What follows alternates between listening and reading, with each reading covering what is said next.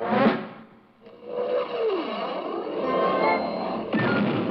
thunder of jets in an open sky, a streak of gray, and a cheerful... A loop, a whirl, and a vertical climb, and once again, you'll know it's time for the adventures of Rocky and Bullwinkle and friends. Starring that supersonic speedster, Rocket J. Squirrel, with his pal Bullwinkle the Moose, and a host of others. Hurry, Bullwinkle! The show's about to start! I'm coming as fast as I can. Wave to the people! Yay! Now what are you doing? Signing autographs. Let's see. John Smith. But your name is Bullwinkle. I know, but that's hard to spell.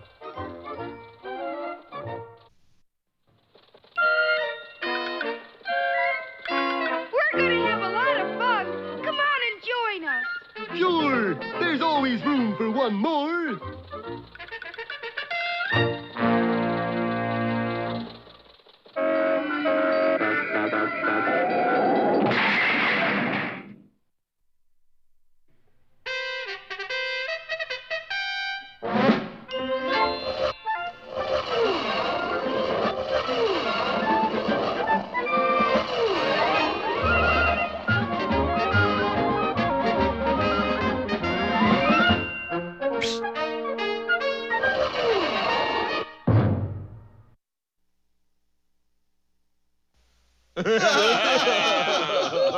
That loud wailing noise you hear is the sobbing of thousands of bookmakers all over the country. For every one of these illegal gamblers bet that unbeaten Wossamotta U would trounce a girls' team known as the Mud City Manglers, little realizing that the Manglers were owned by Boris Badenov and had been coached by fearless leader himself. Hold that line, fellows. Oh, they won't retreat, Badenov. How can you be sure? The second team is right behind them, with bayonets. Huh? See? The hapless bookies watched as the Manglers held Wossamotta U scoreless for the first half. I'll never make another bet again as long as I live. 3-1 you do. You're on. You lose. Things looked a little brighter for our boys when Rocky decided to play the game according to some old battle plans of the war between the states. Now you're talking, Yankee. But even this idea backfired when Bullwinkle decided to take the plan seriously. But Bullwinkle... Colonel Moose to you, Corporal. Oh, boy. What direction are we heading? South? You mean south? Yeah, Sue. So what? This here plan says we march north. North it is. And with flags flying, Bullwinkle began running toward his own goal line. Again? Disaster was imminent, but as fate would have it, the clock suddenly marked the end of the quarter. What's the trouble? Now the teams change goals. Moose is now running in right direction. Yes, at that moment, Bullwinkle dashed into the end zone for a touchdown. Hooray! That's 6 points! But the referee, who was under some pressure, decided... No, only 3 points. 3! It's a handicap. After all, you're playing an all-girl team. Yous wouldn't want to take advantage of a lady, would yous? But you're not a lady. Sir, yous is a cat. Penalty on the play. About time. How many yards do we get? I'm penalizing Wossamotta 30 yards, insulting a lady. Yeah, but that puts us behind our own goal line. That's a touchback. Right, 3 points for Mud City. 3 points. They get an extra point for being girls. Bullwinkle, we can't win. That's the general idea, Squirrel. And who are you? I'm the leader of the all-girl team. You are? I'm the Phil Spitalny of the gridiron. Yeah, but those aren't really girls. I know that. You know that. But does the referee know that? Do you know that? All I know is this fella behind me has a gun aimed right at my 50-yard line. Bullwinkle, that fella's intimidating a referee. Not very well. He doesn't look like one at all. No, I mean he's threatening that poor little guy's life. Well, that does it, Rock. Now my dandruff is up. Give me those battle plans. Ladies or no ladies, this is war. And it was. In the next 10 minutes, Wossamotta U replayed the entire last 2 years of the Civil War. War between the states. And this time the South won. In that case, you can call it the Civil War. Yes, just before the final gun sounded, Rocky flashed into the clear and zoomed for the goal line. Bullwinkle, pass it to me. Ollie! But that was the moment Boris Badenov had been waiting for. He quickly seized a large rock, painted it to look like a football, and hurled it right at the unsuspecting squirrel. Oh, don't miss our next heart-stopping episode, A Rock for Rock, or To Each His Stone.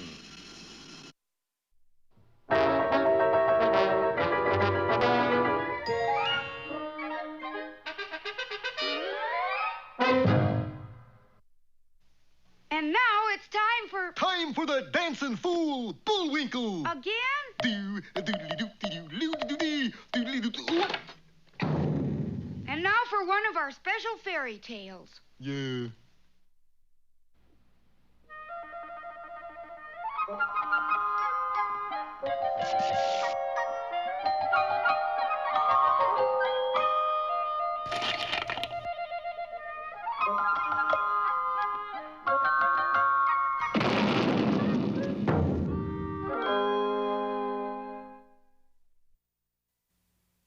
Once upon a time, which is always a nice way to start a fairy tale, there was a great white castle in which lived a powerful duke who was a very proud man.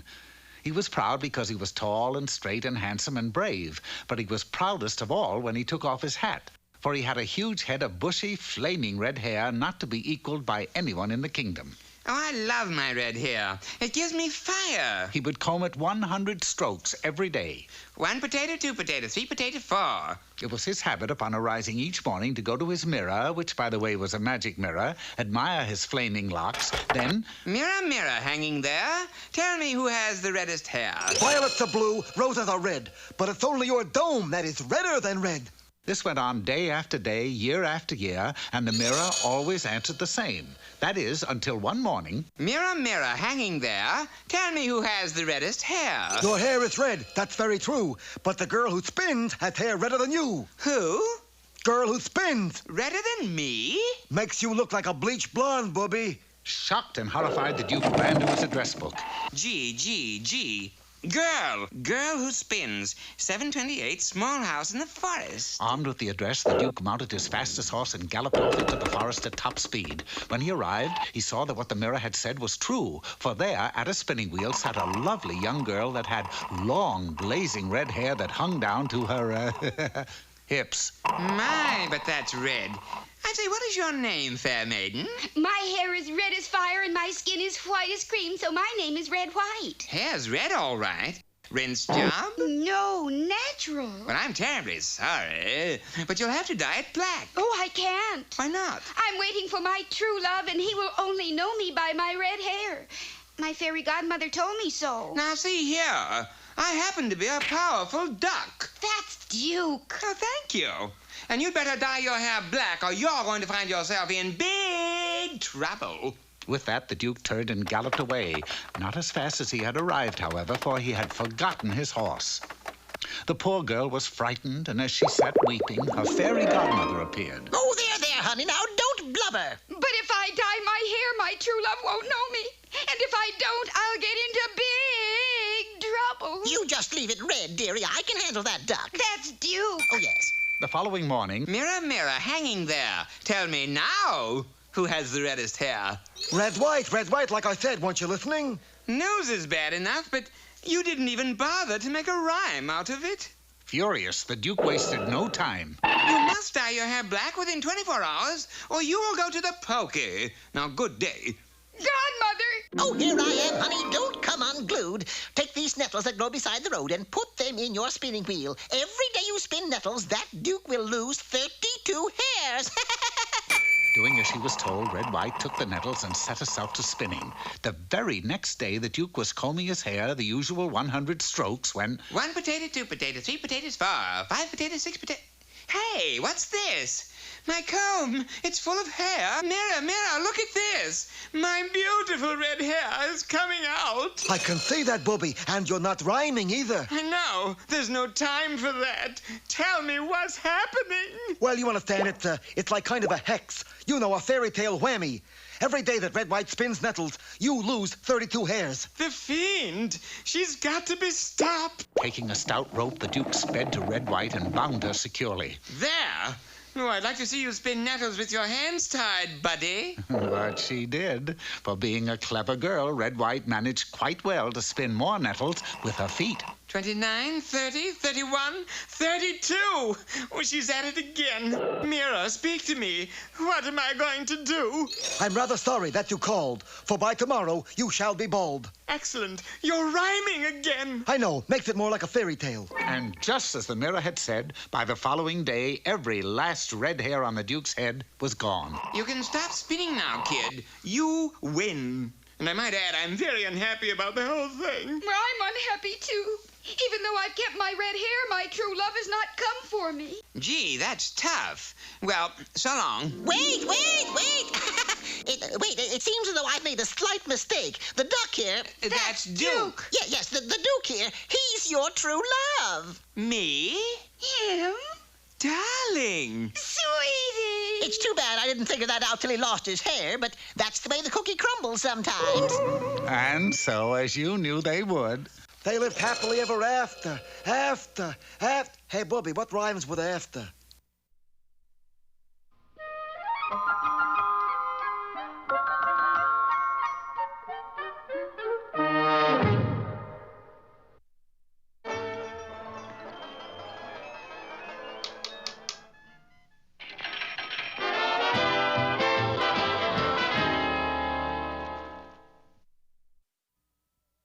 Hi there, culture bugs.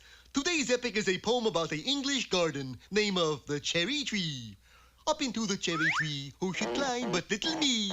I held the trunk with both my hands and looked abroad on foreign lands.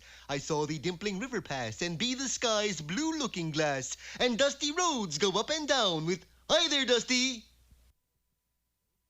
I say, Hatchet, I do believe there's a poacher in your cherry tree. A poacher? Confound the rascal. I saw the pleasant garden lie, adorned with signs before my eye. Hatchet Manor, keep out, this means you. Hey, that don't rhyme. I say, who's up there? Ain't nobody here but us cherries. Will you come down at once? Well, you asked for it. Good heavens, what's happened to Hatchet? I cannot tell a lie. I did it with my little cherry tree. And now... Hey, Rocky, watch me pull a rabbit out of my hat. See? Nothing up my sleeve. Presto! Wrong hat. And now it's time to meet Mr. Peabody.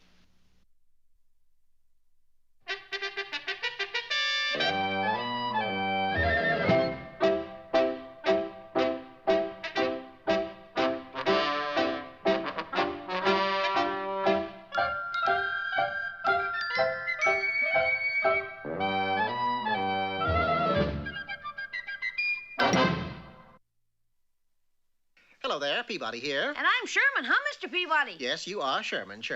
Now, if you'll take your place beside the Wayback Machine, we shall be on our way. Where to today? Today we're traveling back in time to the year 1455 and the place Strasbourg, Germany, where we shall meet the inventor of the first practical printing press, Johannes Gutenberg. All set, Mr. Peabody. Sherman and I entered the Wayback, and in less time than it takes to twitch an eye, we were transported back and into the small printing shop of Herr Gutenberg, where we found the great man hard at work with his new press. Hi, Mr. Gutenberg. I'm Sherman, and this is... Don't bother me, kid. I got a newspaper to get out here, and I can't waste any time if I expect to make the 5 o'clock edition. Gutenberg continued his work at a feverish pitch. However, when he finally finished... Good, at last I'm done. Mr. Peabody, do you see what I see? I'm afraid so, Sherman. It seems as though Johannes Gutenberg has made a slight mistake. Mistake? What mistake? Where? You have printed the 5-star final on pants instead of paper. That's no mistake. It was a calculated decision on purpose because I couldn't find paper. But it will never do to have the news printed on a pair of trousers. Why not? See, back here I have printed all of the latest word about the county seat. And down here I put the advertisements because day is on the cuff anyway. All well and good, but Sherman is right. A newspaper should be printed on paper. I already told you I can't find any paper, and there's no time to look for some, because if I don't meet the 5 o'clock deadline, the bank is going to foreclose on the mortgage. It's 3 o'clock now. That doesn't give us much time, but I think we can make it if we hurry. Come, Sherman, we will get some paper. Sherman and I dashed out of the print shop and into a butcher shop, which, fortunately, was right next door. 6 pounds of weenies, please. Weenies? But I thought we were after paper. What does the butcher usually wrap weenies in, Sherman? Butcher paper? Yes, but nonetheless it is paper.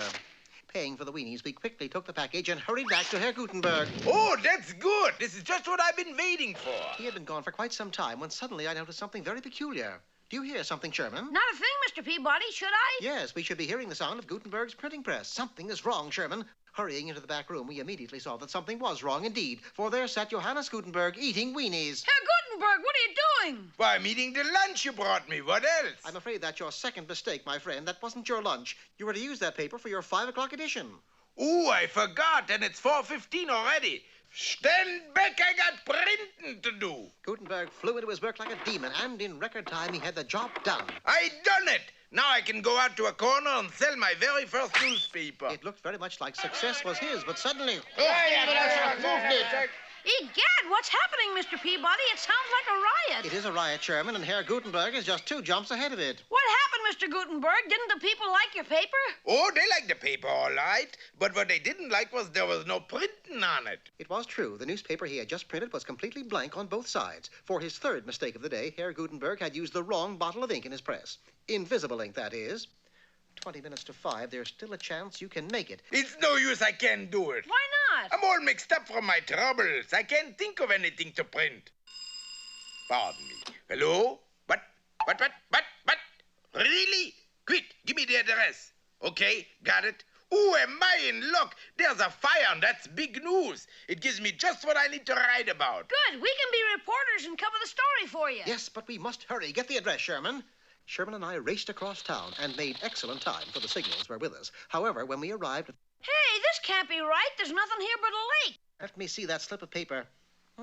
Just as I suspected, Sherman. You had the paper upside down. You brought us to 666 instead of 999 Schnitzel Street. Gee, I'm sorry, Mr. Peabody. Just where is 999 Schnitzel Street? I'm afraid that's the address of Gutenberg's printing shop. Oh, the fire really wiped me out this time. The only thing I saved was the clock and the press. And it's 5 minutes to 5. I guess there's nothing else you can do, Mr. Peabody. There is always something I can do, Sherman.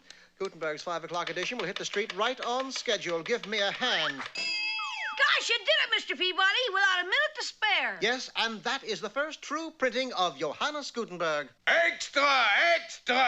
Read all about me. On me. Extra!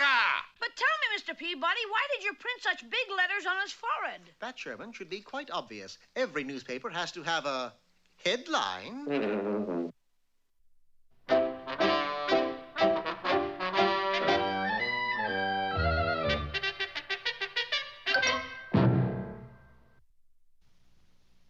Today's lesson is mighty important, remember?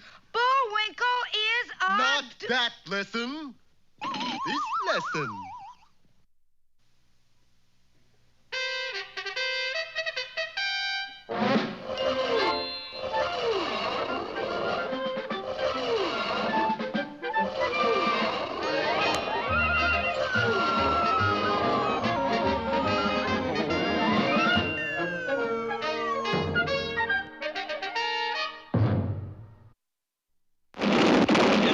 Quarter of the episode, our heroes were right on the verge of winning their game with the Mud City Manglers, or losing it, as the case may be. For Rocky the Flying Squirrel had just zoomed into the clear over the goal line and shouted back at Bullwinkle, A forward pass, Bullwinkle! Hurry! Oop! But the oop had come from Boris Badenoff, who had thrown not a football, but a cleverly disguised rock. Would you like a nice squirrel coat, fearless leader? You got one, Badenoff? No, but I know somebody who won't be needing one in a minute. But let us stop everything right here and change our scene to an emergency meeting of the Bookmakers and Gamblers Protective Association. Fellow bookies, I would like to take advantage of this brief moment to remind you of our untenable position. A what? Our lousy setup. Oh. Look, the squirrel is going to get clobbered, right? Right. Now, if he loses the game, we got to pay off the Badenoff, right? Right. Wrong. There ain't enough money in the world to pay off at the odds we gave him. So what do we do, skip town? Would I suggest a cheap trick like skipping town? Sorry, Mickey. I suggest we skip the country. Where do we go? Yeah. Who'd want crooks like us? Follow me, boys. I know a country that'll take anybody. But the villains had reckoned without the keen eyes and instant reflexes of our furry hero. Hokey smokes, that's not a football. And Rocky swiftly zipped to one side. The heavy stone passed him and plummeted right for the timid referee, who still had a gun held at his back by one of Boris's thugs. Duck! Duck! Hey, what's he mean, duck, duck? Maybe there's a flock of them coming over. Hey, that ain't no flock of ducks. That's a rock.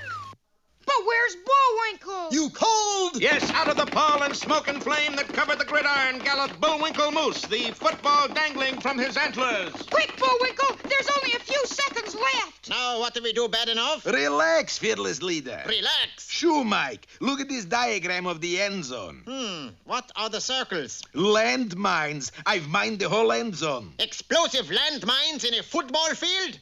Bad enough. That's a rotten thing to do. I just knew you would like it, fearless leader. Boris, I like to have you around. You're my kind of folks. Could I call you FL? I'm on my way up, Boris, and I'm going to take you with me. But alas for the villain's plans, Bullwinkle dashed into the end zone, turned and galloped all the way across it, and didn't step on one mine.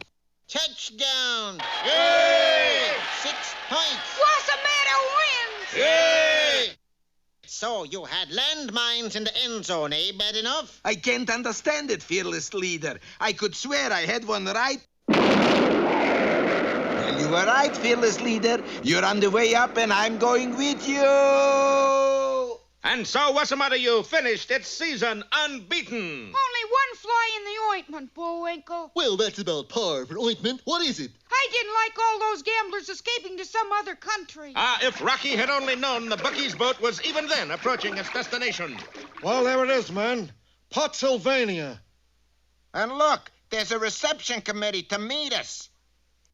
Hey, Charlie, if I ever get you 10, we goofed. Bet heavily, Schweinhund. It's a sure thing.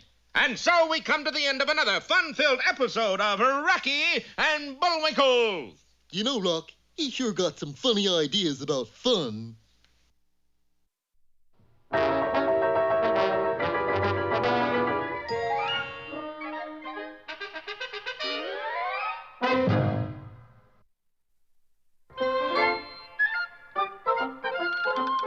Well, it looks as if our time is just about run out. Mine must be a little slow. You got the credits, Bullwinkle? All on this itty-bitty card. Oop.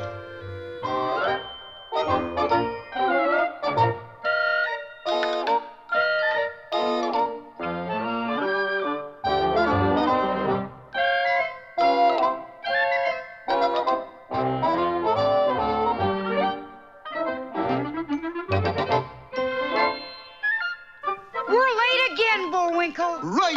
Bye now. See you next time.